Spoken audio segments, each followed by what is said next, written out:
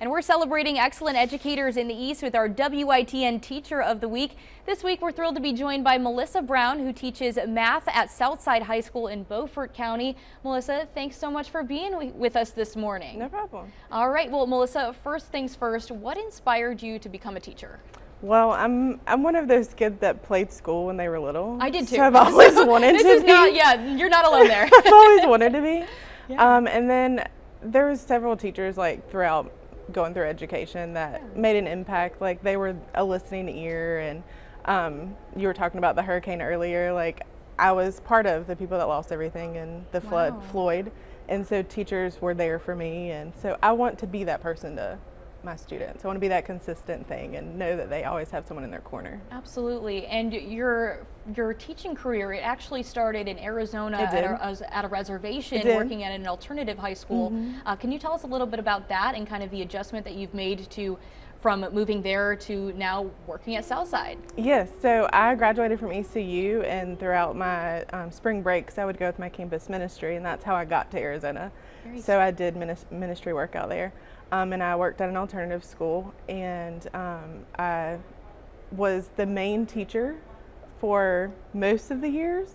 Every year looked different, but again, I was the consistent person in their life, and some of the students liked to call me grandma or big sister and stuff like that. So it was a real family. And from there, my dad was diagnosed with cancer, and so that's why I moved back. And so I came back to help support that, and I worked at ECU for a little while and then got back into education because I missed it. Yeah, absolutely. And it's great that you were able to come back and be a part of your community here. I know you worked in Pitt County, now you work in Beaufort County. What's it like being a math teacher though for high school students? I know sometimes, you know, high school students can be stubborn and things can sound hard and intimidating. So how do you kind of lower their barriers? Well, in the classroom, I'm very sarcastic, so we like to have jokes in the classroom back and forth.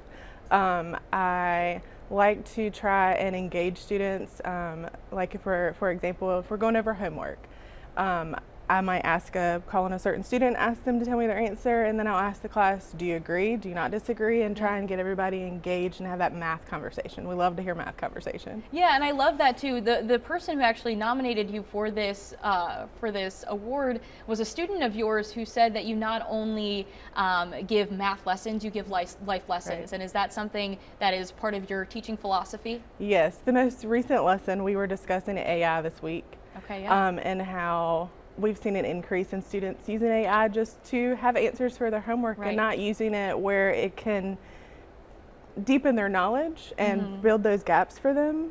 So they're using it improperly. And I was talking to them about how relevant to a job.